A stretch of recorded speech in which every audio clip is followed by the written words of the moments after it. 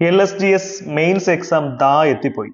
ആ പരീക്ഷയ്ക്ക് നമ്മൾ എത്ര ചോദ്യം അറ്റംപ്റ്റ് ചെയ്യണം? 200 മാർക്കിനാണ് മൊത്തത്തിൽ പരീക്ഷ നടക്കുന്നത്. അപ്പൊ അതിൽ എത്ര ചോദ്യങ്ങൾ അറ്റംപ്റ്റ് ചെയ്യണം? അല്ലെങ്കിൽ ഇനിയുള്ള സമയം പേപ്പർ 1 പഠിക്കണോ അതോ പേപ്പർ 2 പഠിക്കണോ? പേപ്പർ 2 ആണ് പഠിക്കേണ്ടതെങ്കിൽ എന്തൊക്കെയാണ് ഹോട്ട് ടോപ്പിക്സ്, ഏറ്റവും കൂടുതൽ ചോദ്യങ്ങൾ വരാൻ സാധ്യതയുള്ള സെക്ഷൻസ് ഏതൊക്കെയാണ്?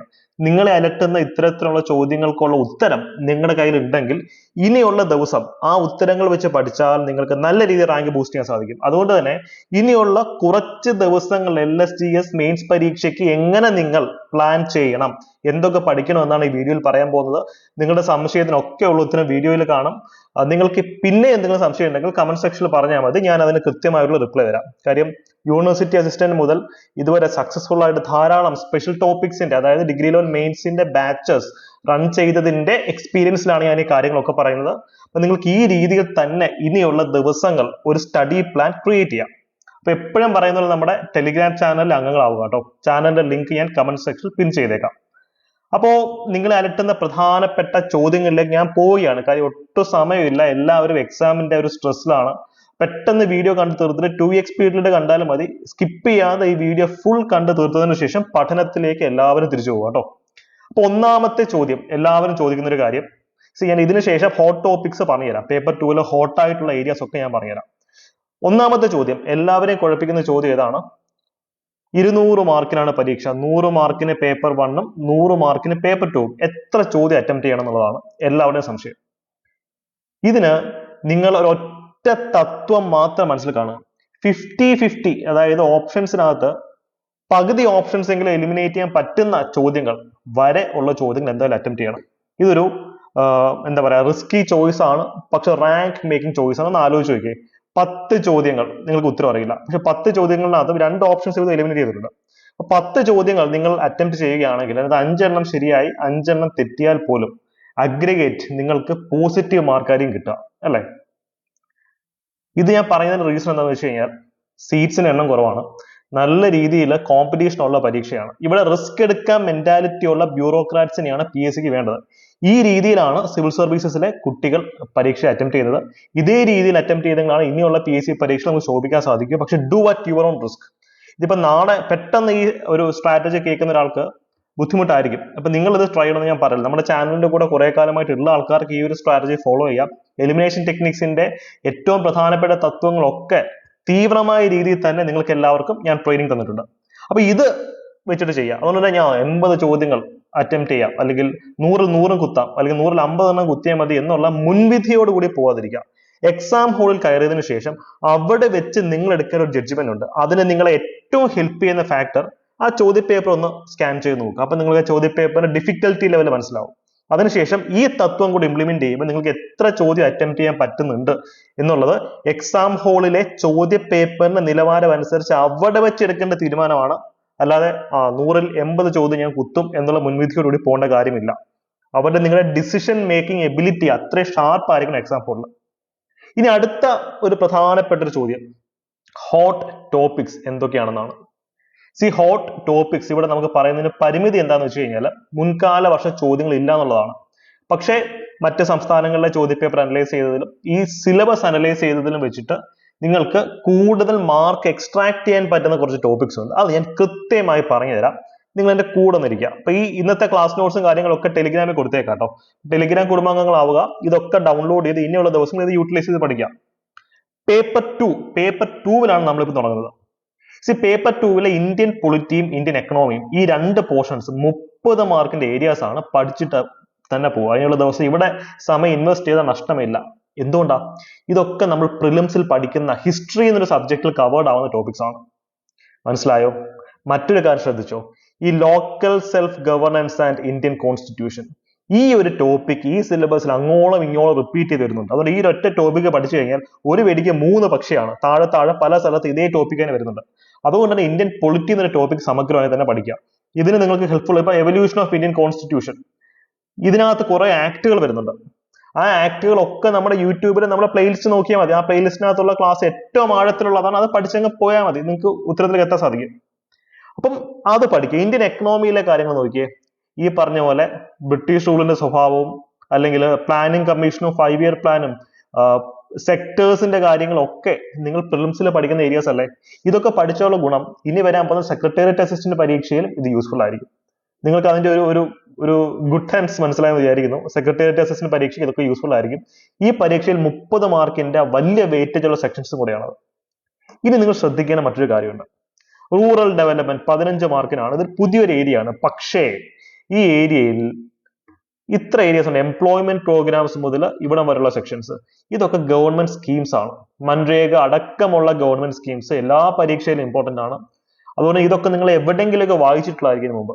അപ്പം ഈ 15 മാർക്കിലെ ഏകദേശം പകുതി സിലബസ് 7.5 മാർക്കിന്റെ ടോപ്പിക്സും നിങ്ങൾ ഓൾറെഡി പഠിച്ചിട്ടുള്ളതാണ്. അപ്പൊ ഇത് റിവിഷൻ നടത്തി കഴിഞ്ഞാൽ ഇവിടുന്ന് വരുന്ന മാർക്ക് നഷ്ടപ്പെടാതിരിക്കും. സ്ട്രാറ്റജിക്കലായി മുന്നോട്ട് പോവുക. അപ്പൊ എല്ലാവർക്കും സംശയമുള്ള ഒരു ടോപ്പിക്കാണ് ഡെമോക്രാറ്റിക് ഡീസെൻട്രലൈസേഷൻ 15 മാർക്ക്. ഇനിയുള്ള ദിവസം നിങ്ങൾ ഇതിൽ ഫോക്കസ് ചെയ്യേണ്ട ഏരിയ എന്ന് പറയുന്നത് constitutional amendments for democratic decentralisation മുതൽ അർബൻ ലോക്കൽ ഗവർണൻസ് വരെയുള്ള സെക്ഷൻ ആണ്. ബിക്കോസ് ഇത് തന്നെയാണ് ഇവിടെയും വന്നിട്ടുള്ളത്. Local governance and Indian constitution അത് തന്നെ ഇവിടെയും വന്നിട്ടുണ്ട്. ഇതേ ടോപ്പിക്ക് തന്നെ, ഇത് ഒറ്റ ടോപ്പിക്കാണ് ഇന്റഗ്രേറ്റ് ചെയ്ത ഞങ്ങളുടെ ബാച്ചിൽ ഹോളിസ്റ്റിക് ആയിട്ടാണ് പഠിപ്പിച്ചിട്ടുള്ളത്. ഒറ്റ ടോപ്പിക്ക് പഠിപ്പിച്ച് 3 സിലബസിനകത്തെ 3 ഹെഡിങ്സിനകത്തുള്ള കണ്ടന്റ് സ്റ്റുഡൻസിലേക്ക് എത്തിച്ചിട്ടുണ്ട്.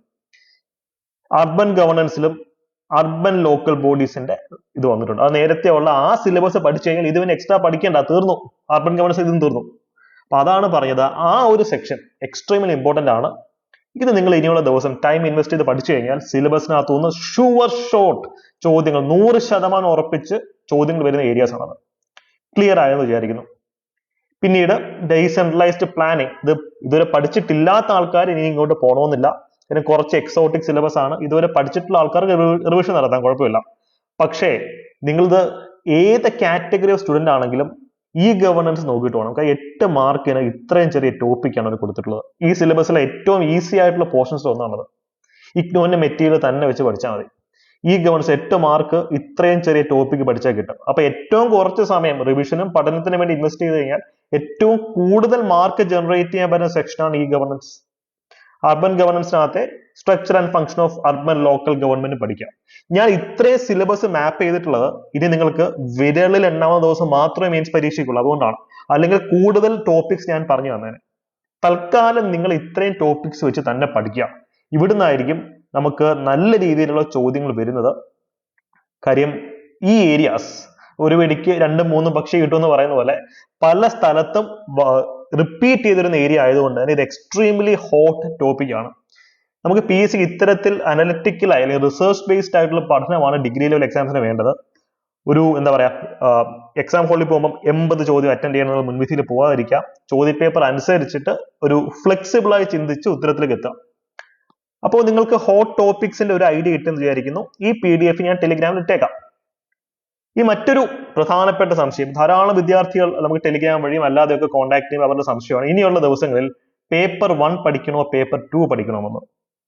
രണ്ടും ഈക്വൽ ഇമ്പോർട്ടൻസ് തന്നെയാണ്. 100 മാർക്കിനുള്ളതാണ്. പേപ്പർ 1ന്റെ ബെനിഫിറ്റ് എന്താണെന്ന് വെച്ച് കഴിഞ്ഞാൽ ഇത് ഓൾറെഡി നമുക്ക് ഫെമിലിയർ ആയിട്ടുള്ള പേപ്പർ ആണ്. അതുകൊണ്ട് തന്നെ റിവിഷൻ നടത്തിയാൽ ഇവിടുന്നുള്ള മാക്സിമം മാർക്ക് നമുക്ക് ഒപ്പിക്കാം. നിങ്ങളിപ്പോൾ ഒന്നും പഠിച്ചിട്ടില്ലാത്ത വ്യക്തിയാണ്, അല്ലെങ്കിൽ കുറച്ച് സമയം മാത്രം റിവിഷൻ ഉള്ളൂ എന്നുണ്ടെങ്കിൽ പേപ്പർ 2 ഞാൻ ഇപ്പോൾ പറഞ്ഞ ഹോട്ട് ടോപ്പിക്സിന്റെ ബേസിസിൽ പഠിച്ചിട്ട് പോവാം. പിന്നെ സയൻസിനകത്തൊക്കെ ഇപ്പം വരുന്ന ചോദ്യങ്ങൾ എന്ന് വെച്ച് കഴിഞ്ഞാൽ അത് നീറ്റ് എൻട്രൻസിന്റെ പോലും ഉള്ളതല്ല, എൻട്രൻസിന്റെ പോലും ഉള്ളതല്ല. BSc MSc ലെവലിലാണ്. ആ ഒരു ചോദ്യത്തിന് വേണ്ടിയിട്ട് നിങ്ങൾ 10, 50, 60 മണിക്കൂർ ഇൻവെസ്റ്റ് ചെയ്യേണ്ട ആവശ്യമില്ല. അത് നമ്മളെ ഡീറെയിൽ ചെയ്യിക്കാനുള്ള ചോദ്യങ്ങളാണ്. എക്സ്ട്രീംലി ഡിഫിക്കൽട്ട് ലെവലിലാണ് അത്തരം ചോദ്യങ്ങൾ വരുന്നത്. അപ്പൊ അതുകൊണ്ട് തന്നെ അത് കണ്ട് നിങ്ങൾ പേടിക്കണം. ആ ചോദ്യത്തിന്റെ ഉത്തരം ഒരുവിധം ആർക്കും കിട്ടത്തില്ല. പക്ഷെ എല്ലാവർക്കും കിട്ടുന്ന ചോദ്യങ്ങൾക്ക് ഉത്തരം നിങ്ങൾക്ക് കിട്ടണം.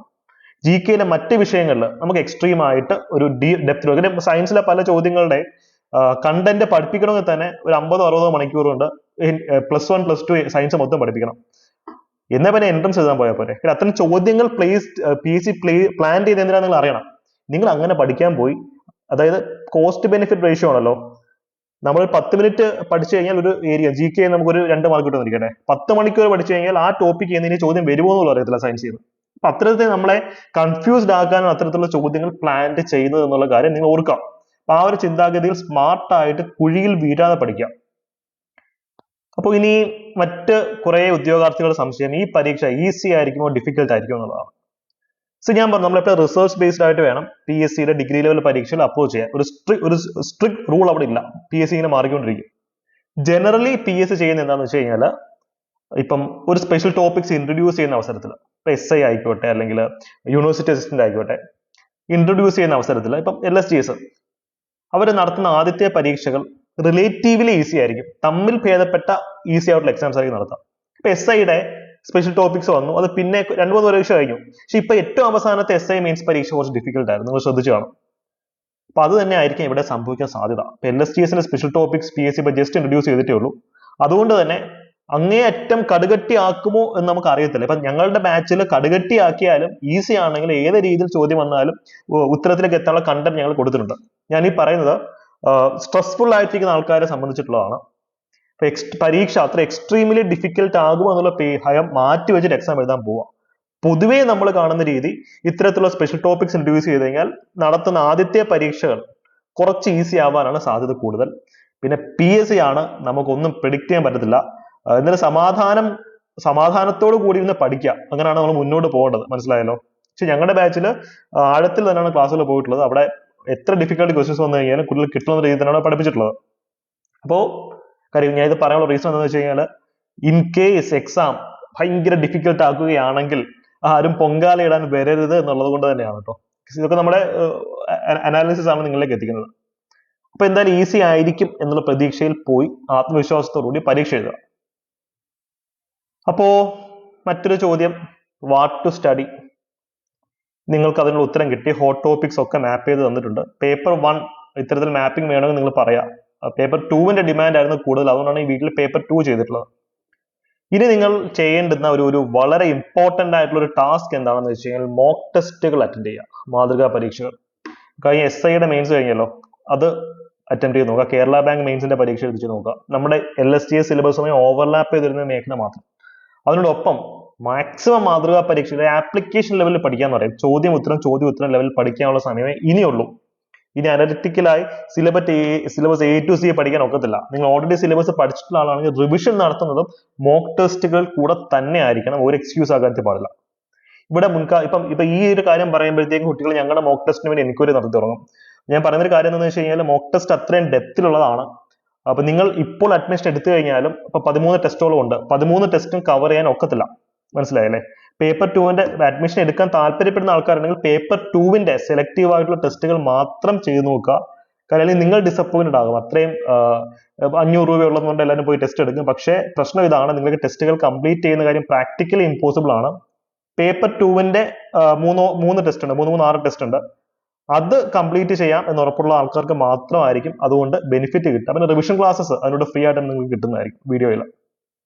അപ്പൊ ഈ നമ്പറിൽ കോൺടാക്ട് ചെയ്താൽ ടെസ്റ്റ് സീരീസിന്റെ ഡീറ്റെയിൽസ് കിട്ടും. ടെലിഗ്രാമിൽ മെസ്സേജ് അയച്ചാൽ മതി. അപ്പോ പേപ്പർ 2വിന്റെ കാര്യത്തിൽ മാക്സിമം മോക്ക് ടെസ്റ്റ് അറ്റൻഡ് ചെയ്യുക. പേപ്പർ 1ന് മുൻകാല വർഷ ചോദ്യങ്ങൾ റെഫർ ചെയ്തിട്ട് പോവാം. ഇപ്പൊ കുറെ എക്സാംസ് വന്നിട്ടുണ്ടല്ലോ. കാര്യം കുറച്ച് ടൈം ഇൻവെസ്റ്റ് ചെയ്ത് മാക്സിമം മാർക്ക് എക്സ്ട്രാക്ട് ചെയ്യണമെങ്കിൽ മുൻകാല വർഷ ചോദ്യങ്ങൾ തന്നെയാണ് ഏറ്റവും മികച്ച മാർക്കും. പേപ്പർ 1ന് അത് ധാരാളം ഉണ്ട്. അപ്പൊ ഈ രീതിയിൽ നിങ്ങൾ സ്മാർട്ടായി ഇനിയുള്ള ദിവസം തയ്യാറെടുക്കുക. ടെൻഷൻ ആക്കരുത്. ടെൻഷൻ അടിച്ചു കഴിഞ്ഞാൽ കിട്ടേണ്ട മാർക്കും കൂടെ കയ്യിൽ നിന്ന് പോകും. കാര്യം കുട്ടികളെ വിളിക്കുമ്പോൾ ദേ ആർ പാരനോയിഡ്, ഭയങ്കരമായിട്ട് പാനിക്കായി കയ്യിൽ നിന്ന് പോകുന്ന രീതിയിലാണ് സംസാരിക്കുന്നത്. ഈ കുട്ടികൾ പലരും നമ്മുടെ മോക്ക് ടെസ്റ്റ് ഒക്കെ നല്ല മാർക്കുള്ള ആൾക്കാരാണ്. അത്രയും രീതിയിൽ കണ്ടന്റ് ബിൽഡ് ചെയ്തിട്ടുള്ള ആൾക്കാരാണ്. പക്ഷേ അവസാന നിമിഷം ആകുമ്പോഴത്തേക്കും കോൺഫിഡൻസ് കുറഞ്ഞു വരിക. അതൊരു ആഗോള പ്രതിഭാസമാണ്. അതുകൊണ്ടാണ് ഞാൻ പറയുന്നത്, ഈ പരീക്ഷ എന്ന് പറയുന്നത് എൻഡ് ഓഫ് ദി ഡേ നിങ്ങളുടെ പേഴ്സണാലിറ്റിയുടെ ടെസ്റ്റ് ആയിരിക്കും. നിങ്ങൾക്ക് എത്രത്തോളം പെർഫെക്റ്റ് ആയി നിങ്ങളെ ക്യാരി ഫോർവേഡ് ചെയ്യാൻ പറ്റുന്നു, അല്ലെങ്കിൽ നിങ്ങളെ സ്ട്രെസ് നിങ്ങൾക്ക് എത്രത്തോളം മാനേജ് ചെയ്യാൻ പറ്റുന്നു, ഇതിന്റെ ബേസിസിലായിരിക്കും നിങ്ങൾക്ക് ഈ പരീക്ഷയിൽ പെർഫോം ചെയ്യാൻ പറ്റുന്നത്, മാർക്ക് എക്സ്ട്രാക്ട് ചെയ്യാൻ പറ്റുന്നത്. കാര്യം LSG സെക്രട്ടറി അത്രയും പവർഫുൾ ആയിട്ടുള്ള പോസ്റ്റാണ്. നിങ്ങളുടെ വ്യക്തിത്വം അളക്കുന്ന രീതിയിൽ തന്നെയായിരിക്കും ആ പരീക്ഷ PSC സജ്ജീകരിക്കുന്നത്. അതുകൊണ്ട് കൂളായി പോയി പരീക്ഷ എഴുതുക. ഡെയിലി മെഡിറ്റേഷൻ ഒക്കെ നടത്തുക. പ്രാർത്ഥനശീലമുള്ള ആൾക്കാർ പ്രാർത്ഥിക്കുക. എന്തായാലും ഒരു കൈ നോക്കുക പോയി. ഞാൻ ഈ പറഞ്ഞ സ്റ്റഡി പ്ലാൻ വെച്ച് തന്നെ ഇനിയുള്ള ദിവസം നിങ്ങൾക്ക് പഠിക്കാവുന്നതാണ്. തന്നിട്ടുള്ള ഹോട്ട് ടോപ്പിക്സ് മാക്സിമം കവർ ചെയ്തിട്ട് പോകാൻ ശ്രമിക്കുക കേട്ടോ. അപ്പോൾ ഓൾ ദ ബെസ്റ്റ്. ബൈ.